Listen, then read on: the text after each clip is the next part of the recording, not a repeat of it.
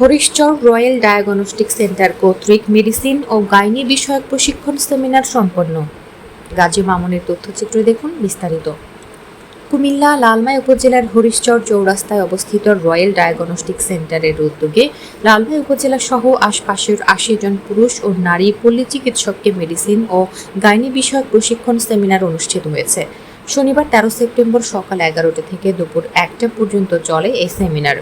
Royal diagnostic সেন্টারের chairman হাজী ফরহাদ হোসেনের সভাপতিত্বে এবং বাংলাদেশ প্রাথমিক চিকিৎসক ফাউন্ডেশন কুমিল্লা জেলার সাধারণ সম্পাদক ইব্রাহিম খলিল মজুমদারের সঞ্চালনায় উপস্থিত পল্লী চিকিৎসকদের মেডিসিন ও গাইনি বিষয়ক প্রশিক্ষণ দেন ডাক্তার ইমতিয়াজ এম নাজমুল হাসান ও ডাক্তার অদিতি বড়ুয়া।